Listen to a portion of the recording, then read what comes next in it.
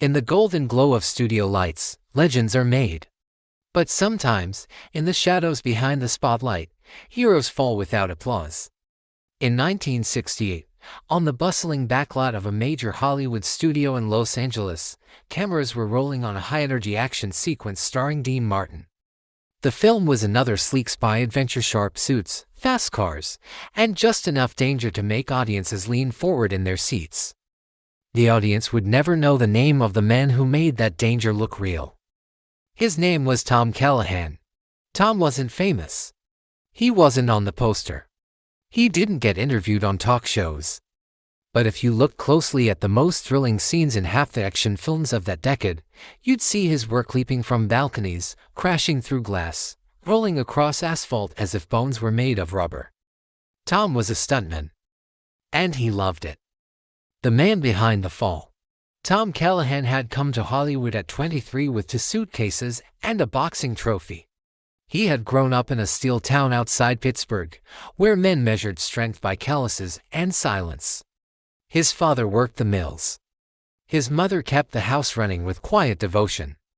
Tom had always been the climber.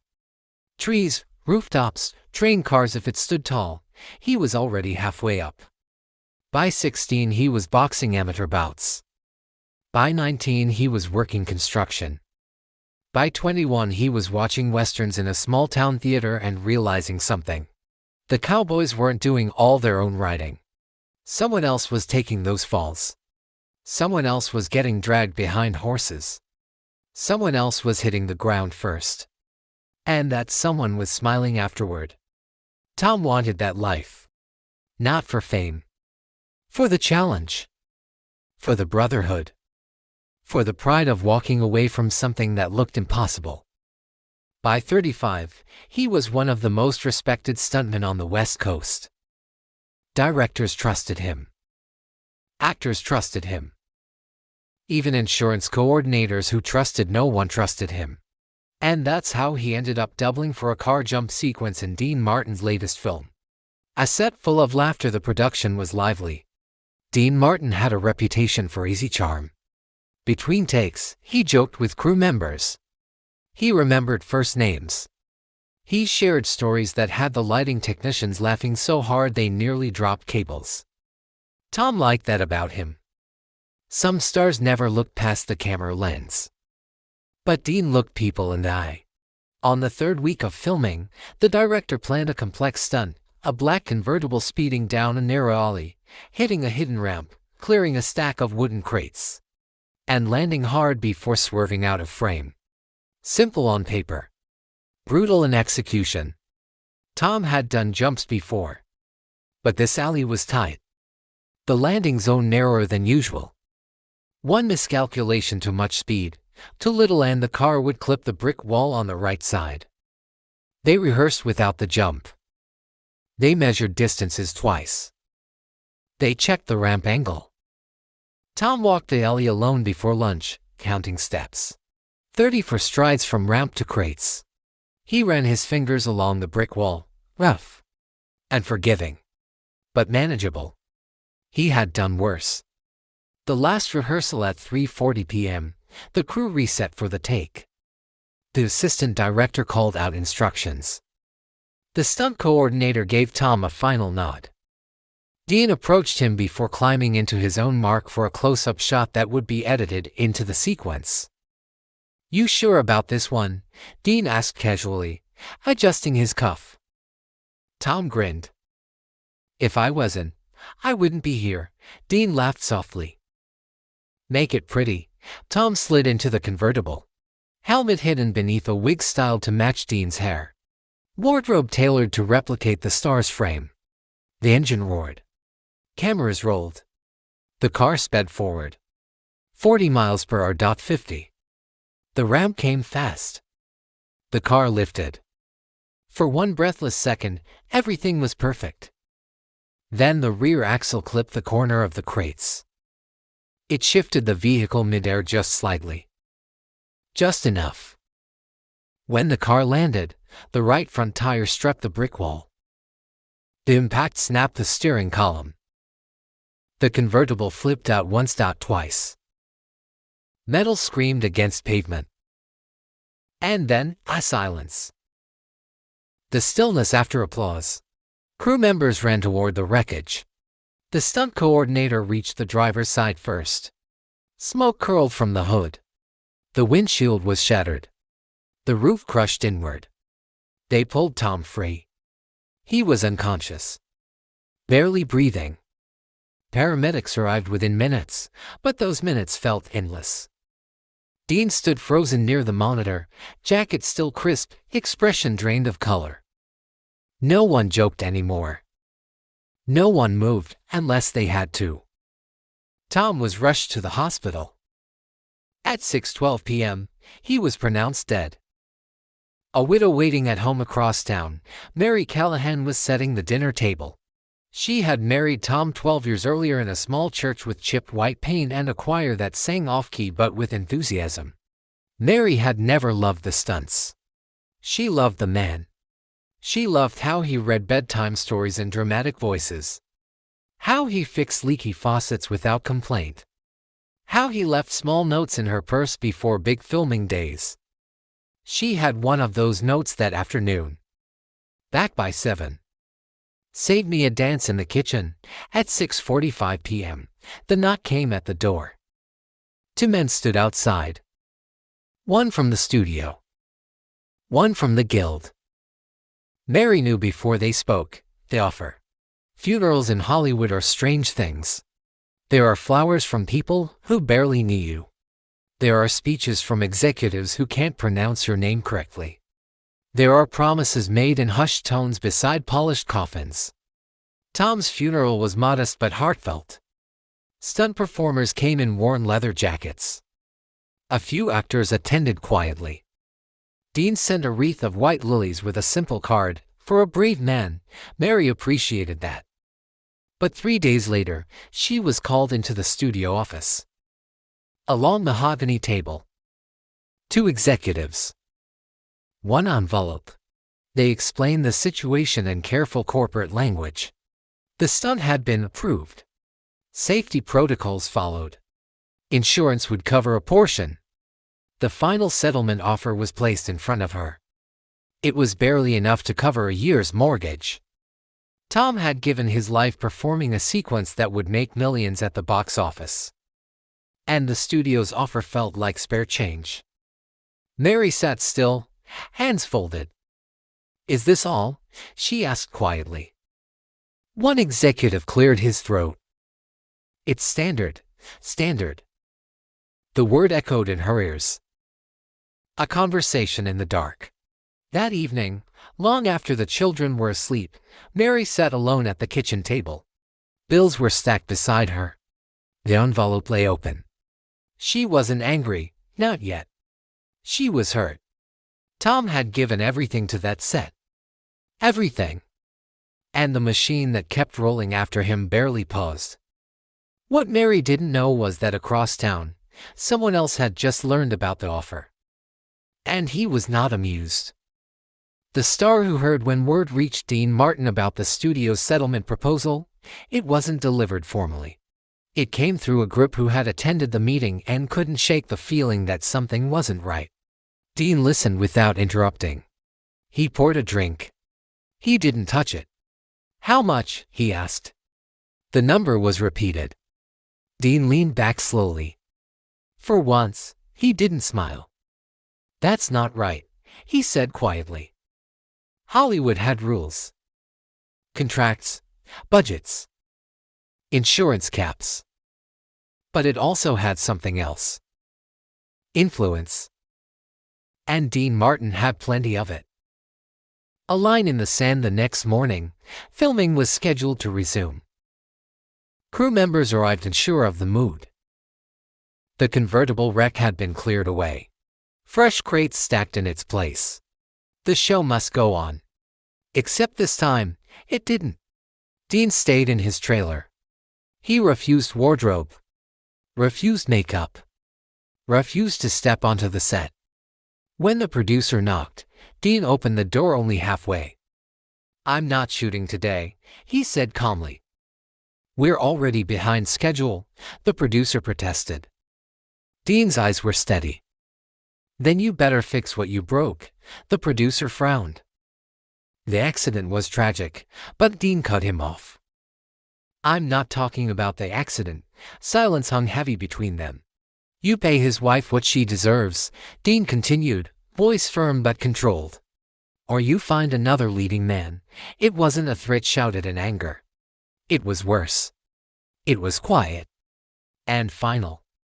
The weight of power. Studios can replace many things: extras, directors, scripts.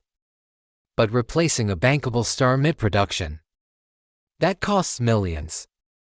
Executives met behind closed doors. Lawyers recalculated exposure. Public relations advisors warned of headlines if the dispute became public. By late afternoon, a new meeting was arranged. This time, Mary wasn't alone.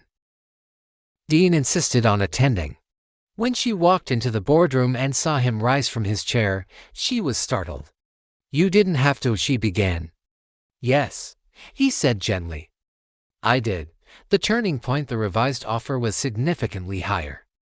Not charity, not pity, but recognition. Coverage for the house. Education funds for the children. A long-term stipend drawn from the film's profits. Mary's hands trembled as she read the document. She looked at Dean. "Why?" she whispered. Dean paused. "Because he showed up for me," he said. "So I'm showing up for him." The scene that stayed. Months later, when the film premiered, audiences gasped at the early jump. They applauded the daring escape. They saw a star. They didn't see Tom. But in the credits, something unusual appeared: a dedication to Thomas Callahan, whose courage made this film possible. It wasn't required. It wasn't standard. But it mattered. The beginning of something larger. Part 1 is not the end of the story. Because what happened next didn't just change one family's future. It changed how contracts were written. How stunt performers were insured. How studios calculated the cost of human risk. And at the center of it all stood a man known for charm and music who, for once, chose silence over applause and integrity over convenience. The new settlement changed Mary Callahan's immediate future, but it did not quiet her thoughts. The mortgage was covered. The children's education was secured. The studio's revised agreement, pushed forward after the intervention of Dean Martin, was far more generous than the first envelope that had been slid across the polished table. But money could not erase what she had seen in that first offer: standard. That word stayed with her. In the weeks after the funeral, Mary began receiving visitors. Not reporters. Not executives, stuntmen. They came quietly in the evenings, hats in hand, boots still dusty from sets across Los Angeles. Some had doubled for Western stars. Some had been set on fire for dramatic scenes. One walked with a permanent limp from a fall years earlier. They did not come for sympathy. They came because Tom had been one of them. And because what happened to him could happen to any of them. At her kitchen table, stories were shared in low voices. Close calls. Faulty harnesses. Rushed schedules. Pressure to just get it done before daylight ran out. Insurance policies few of them had actually read. Mary listened. For the first time, she began to understand the larger picture. Tom had loved his work, but he had rarely spoken about the risks in detail. He never wanted to worry her. Now the risks were sitting in her living room, drinking coffee from chip mugs. One night, a veteran stunt coordinator said something that shifted everything. "Studios count equipment," he said. "They track every camera, every light. But when one of us gets hurt, it's paperwork. We're replaceable." Mary felt the weight of that sentence. Replaceable. Tom had not been replaceable at home. He had been a father who fixed bicycles and a husband who hummed while washing dishes. Yet in the system that profited from his courage, he had nearly been reduced to a line item. That realization changed her grief into direction. She did not want revenge. She wanted structure. Within a month, Mary requested meetings with representatives from the Performers Guild and the stunt community. She arrived with notes. Not emotional pleas, but questions. Why were safety reviews inconsistent across productions? Why were minimum compensation guarantees so low for high-risk scenes? Why did widows have to negotiate in boardrooms days after funerals? Some officials were sympathetic. Others were cautious. The industry had operated a certain way for decades. Change was expensive. Mary understood cost. She had buried it. Word spread that she was speaking up. Reporters began calling. She declined most interviews. This was not about public drama. It was about policy. Behind the scenes, support quietly grew. Dean Martin never made a public speech about it. He did not call press conferences or criticize studios in headlines. But he made calls. He asked producers pointed questions before signing new contracts. He requested written safety confirmations for complex stunts. When appropriate, he suggested stronger coverage clauses for stunt doubles working on his projects. His influence traveled further than statements would have. Meanwhile, Mary worked with a small group of experienced stunt professionals to draft proposals. They focused on practical changes, mandatory third-party safety inspections for major stunts, clearer insurance transparency, and standardized survivor benefits in the event of a fatal accident. There was resistance. Some studio executives argued that additional requirements would slow production. Others warned of rising budgets. But the industry was shifting. Audiences were demanding bigger action sequences. Risk was increasing. Ignoring the human cost was becoming harder to justify. The turning point came during negotiations for a large-scale action film unrelated to Tom's project. Several stunt performers, aware of Mary's efforts, collectively requested updated safety guarantees before agreeing to perform a dangerous sequence. For the first time, the conversation was unified. It was no longer a widow asking a loan. It was a workforce. The resulting agreement was not revolutionary, but it was progress. Clearer compensation floors. Improved accident coverage. Formalized safety reviews signed by independent coordinators. Small paragraphs in vet contracts. But those paragraphs carried weight. Months later, Mary received a letter from a young stuntwoman she had never met. The woman wrote that because of the new guidelines, a planned stunt had been redesigned to reduce unnecessary risk. They listened this time, the letter said. Mary folded the page carefully. Tom would never see the changes. He would never walk onto another set. But his absence had forced a question the industry could no longer ignore. What is the true cost of spectacle? On the anniversary of his passing, Mary visited the studio lot. The alley where the accident occurred looked ordinary again. Fresh paint covered the brick. New productions moved in and out.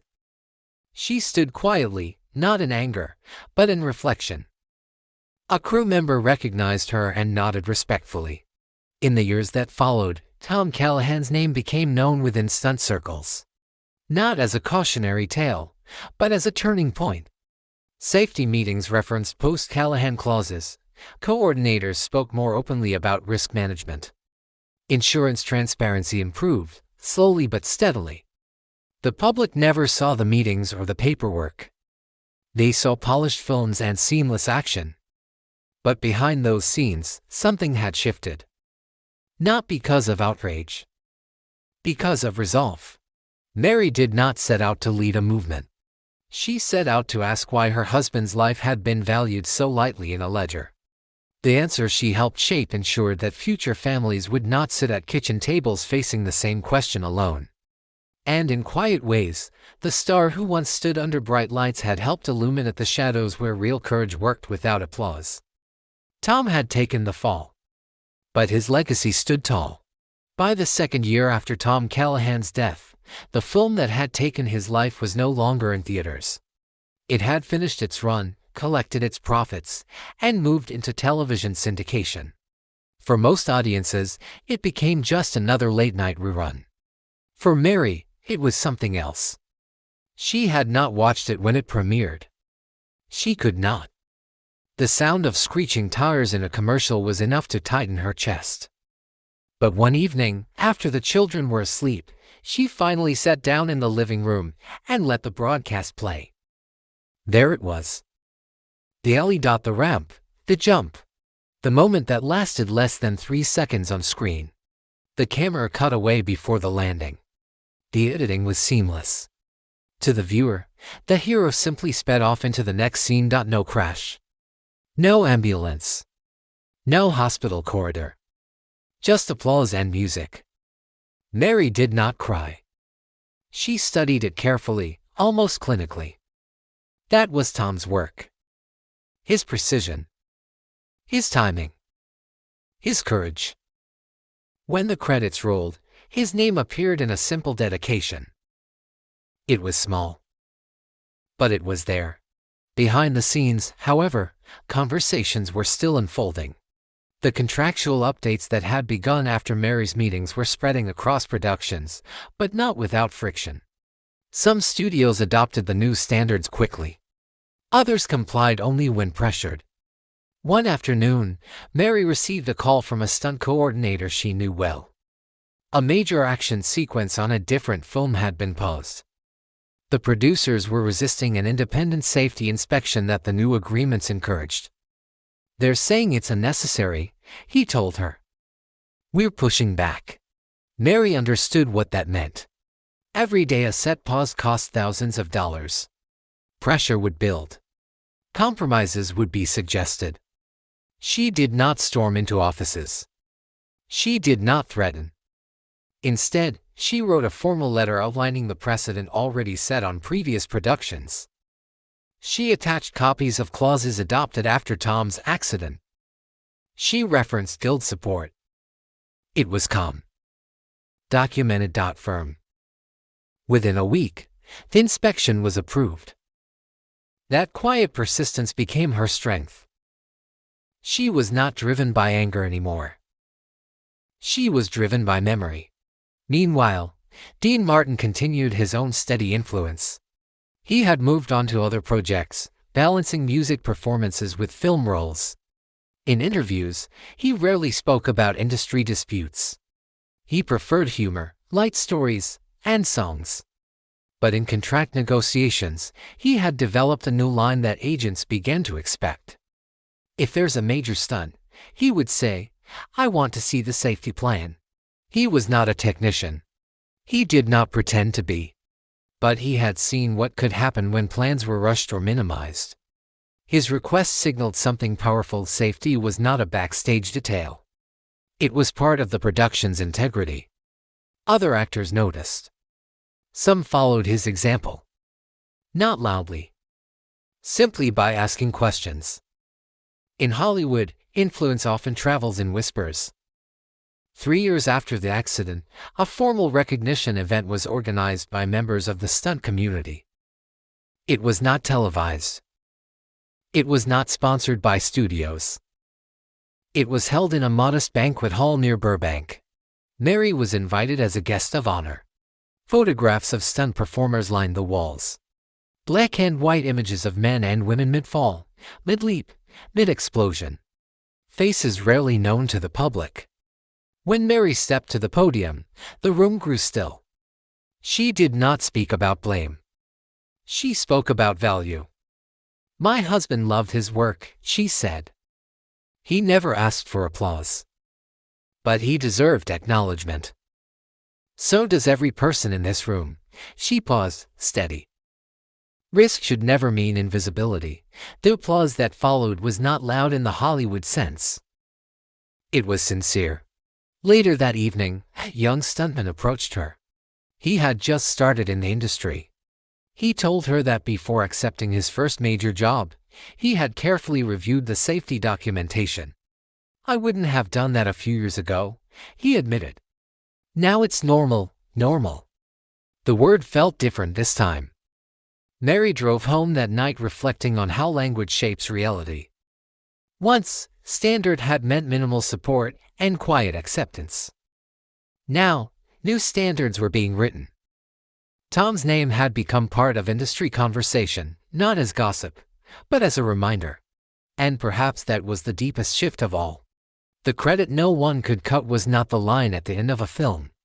It was the imprint left on contracts, meetings, and decisions made before engines started and cameras rolled. In living rooms across the country, viewers would continue to watch daring scenes without knowing the layers of preparation behind them. They would see heroes outrun danger and walk away untouched. But behind every controlled explosion and calculated fall stood people whose courage was no longer dismissed as replaceable. Tom had been one of them. And because his loss forced hard questions, the industry had learned to look more closely at the lives behind the spectacle. In the quiet evolution of policies and expectations, his legacy endured. Not loudly, but permanently. Nearly a decade after the accident, the Hollywood backlots looked the same from the outside. Painted facades. Controlled chaos. Trucks rolling in before sunrise. Directors chasing daylight. But inside production offices and contract meetings, something had quietly changed. Safety briefings were no longer rushed formalities. Insurance clauses were clearer. Independent coordinators had greater authority to halt a stunt if conditions were unsafe. The changes had not arrived overnight, and they were not perfect. Yet they existed. And that mattered.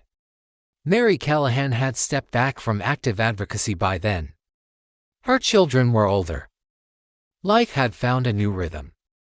She worked part-time at a community college library, preferring shelves and quiet hallways to boardrooms. Still, Tom's name surfaced now and then. A film historian writing about stunt evolution called her for context. A trade magazine referenced post-Callahan reforms in an article about industry standards. The recognition was never dramatic, but it was steady. One afternoon, she received an invitation to visit a film set where a young stunt performer was doubling for a major star. The coordinator explained that the crew had recently implemented an updated safety protocol during a high-fall sequence. "They'd like you to see how things are done now," he said. Mary hesitated before agreeing. The set was larger than any she had visited before. Digital monitors, complex rigging systems, engineers reviewing angles on tablets. Technology had advanced. Some risks were reduced by innovation rather than instinct alone. Before the stunt began, the team gathered for a detailed safety review. Harness points were checked. Backup lines confirmed. Medical staff stood visible and prepared. No one seemed impatient. No one rushed the briefing. When the performer executed the fall, it was controlled and precise. Applause followed, not because of spectacle alone, but because everyone had completed their role responsibly. Afterward, the young stuntman approached Mary. "We know what happened years ago," he said respectfully. "We talk about it during training. Not as fear. As responsibility." Mary nodded. Responsibility. That was the word she had searched for all along. Meanwhile, Dean Martin had gradually stepped away from the pace of action films. Music and live performances remained part of his world, but he was more selective with projects. Time had softened the industry's edges for him, yet he never forgot the afternoon that changed his perspective. In private conversations, he occasionally reflected on it. He had built a career on charm, humor, and ease. But leadership had come unexpectedly, not in front of cameras, but behind them. Drawing a line in a contract negotiation had required more courage than delivering a punchline. He never framed it that way publicly. He simply believed that showing up mattered. Years later, when retrospectives celebrated his film career, critics praised style and timing. Few mentioned the quieter stand he had taken off-screen. That was fine with him. Influence did not need headlines to be real. For Mary, closure did not arrive in a single moment. It unfolded gradually. In the stability of her children's futures. In the letters from performers who felt safer. In the knowledge that Tom's final day had not vanished into indifference. On the 15th anniversary of his passing, she returned once more to the studio lot. Not to revisit pain, but to observe. A new production was filming near the old alley. She watched from a distance as a crew rehearsed a car maneuver. Cones marked boundaries. Supervisors communicated clearly through headsets. The driver exited the vehicle after each run to review footage and discuss adjustments. It was methodical, intentional, human. Mary allowed herself a small, steady breath. Tom had loved the thrill of motion, the split-second precision of a well-executed stunt. He had accepted risk as part of his profession. But he had never accepted carelessness. None of them had. The industry would always carry danger. Cameras would chase action. Audiences would demand excitement. That would not change. What had changed was the understanding that courage deserved protection. As Mary turned to leave the lot, the afternoon sun cast long shadows across the pavement. For a moment, the space felt suspended between past and present. Tom's fall had lasted seconds. His impact had lasted years, and in meeting rooms, rehearsal spaces, and carefully worded contracts, his name continued to echo not as tragedy, but as transformation. The scene had ended long ago. The legacy had not.